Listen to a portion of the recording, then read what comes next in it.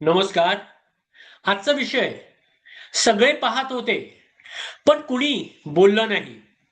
मैदानात सिंह शांतपणे दबा धरून बसला होता.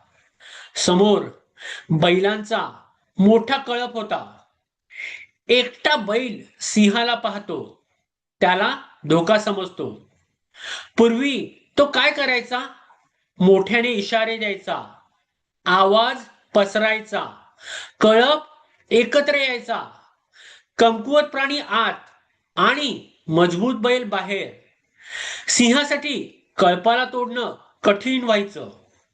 पण एके दिवशी एका बैलाने सिंह पाहिला आणि स्वतःशीच म्हणाला, तो माझ्या मागे नाही, कोणीतरी दुसरा पाहिल.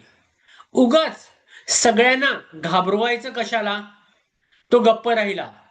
सिंह निघून गेला. बैल वाचला आणि त्याने चुकीचा धडा शिकला. गप्प राहणं योग्य होतं. हीच गोष्ट आपल्या आयुष्यात घडते. ऑफिसमध्ये प्रॉब्लेम दिसते पण आपण म्हणतो कोणीतरी सांगेल. टीम मध्ये चुकीचं काम दिसतं, माझी रिस्पॉन्सिबिलिटी नाही. बिझनेस मध्ये धोका दिसतो, आता काही झालं नाही ना.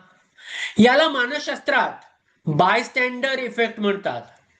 जिथे जास्त लोक उपस्थित असतात तितकी प्रत्येक व्यक्तीची जबाबदारी कमी झाल्यासारखी वाटू शकते. आणि इथेच धोका आहे. मोठ्या समस्या अचानक निर्माण होत नाहीत. कधी कधी पहिली वॉर्निंग न बोलल्यापासून त्याची सुरुवात होते. म्हणून पुढच्या वेळी तुम्हाला काहीतरी चुकीचं दिसलं आणि मन म्हणालं कोणीतरी हँडल करेल, तेव्हा एक क्षण थांबा. कारण कदाचित तो कोणीतरी तुम्हीच असाल.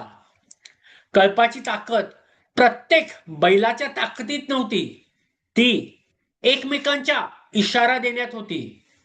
आणि आयुष्यातही गप्प बसणं कधी कधी न्यूट्रल डिसिशन नसतं, तेही एक डिसिशन असतं. धन्यवाद.